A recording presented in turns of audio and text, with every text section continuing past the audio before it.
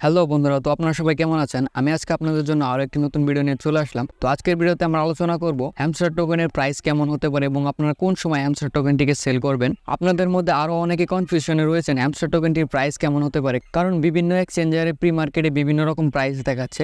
আর hamster কম্বোর্ড আমাদের সাথে যেই স্ক্যামটি করলো সেই ব্যাপারে আলোচনা করব। তো চলুন এবার ভিডিওটিকে শুরু করি। তো সবার প্রথমে চলে আসি হ্যামস্টার কম্বোর্ড আমাদের সাথে কি স্ক্যাম করলো। তো হ্যামস্টার কম্বোর্ডের এতটা হাইপ ছিল যে তারা বলেছিল তারা নাকি সবচেয়ে বড় অ্যাড্রপ করবে। তো সবচেয়ে বড় অ্যাড্রপের নমুনা তো দেখতেই পাচ্ছেন এখানে তারা কত বড় অ্যাড্রপটি করেছে।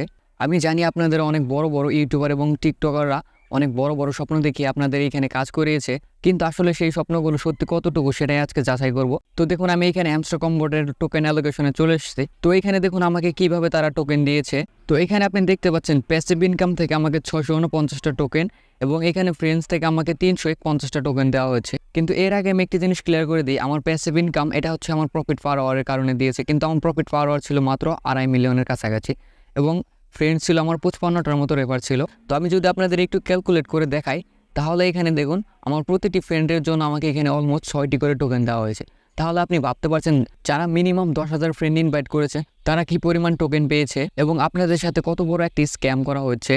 তো এবার চলুন দেখি যারা যারা আপনারা টোকেন পেয়েছেন তাদের টোকেনের প্রাইস কেমন হতে পারে। তো এখানে অনেকে চিন্তায় আছেন, যারা প্রি মার্কেট সম্বন্ধে কিছু একটা বুঝেন তারা অবশ্যই জানেন যে এখানে অনেকগুলো এক্সচেঞ্জারের সাথে প্রি মার্কেটের প্রাইসের কোনো মিল নেই। যেমন এখানে দেখুন বিটগেট এবং কুকয়েনে 1 টাকা করে প্রাইস চলছে, অন্যদিকে বাইবিট এবং গেটআইওতে অনেক প্রাইস দেখাচ্ছে। তো এর মানে কি এবং এর অ্যাকচুয়াল প্রাইস কত হতে পারে।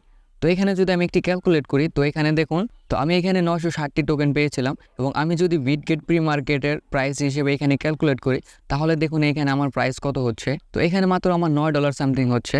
আর এটা যদি আমি গেটের প্রাইস হিসেবে এখানে ক্যালকুলেট করি তাহলে এখানে দেখুন $76 কাছাকাছি চলে যাচ্ছে। তো এখন প্রশ্ন হচ্ছে এখানে কোন প্রাইসটি অরিজিনাল। তো এখানে অরিজিনাল প্রাইস হিসেবে আপনার এখানে 0.3 থেকে 5-এর মধ্যে থাকবে আমার যতদূর মনে হচ্ছে। যদি এখানে 3 থেকে 5-এর মধ্যেও থাকে তাহলেও দিন শেষে আপনার লস, কারণ এখানে অনেক সময় দিতে হয়েছে, অলমোস্ট 3 মাসের উপরে সময় এখানে দেওয়া হয়েছে। তো এই জন্যই আমি একটি কথাই বলবো, অবশ্যই সতর্ক থাকবেন এবং কোনো প্রজেক্টে জয়েন করার আগে অবশ্যই নিজে রিসার্চ করবেন এবং সেই প্রজেক্টটি কতটা বিশ্বাসযোগ্য সেটা দেখে তারপর কাজ করবেন। তো আজকের ভিডিও এই পর্যন্তই ছিল, দেখা হবে পরে কোনো নেক্সট ভিডিওতে।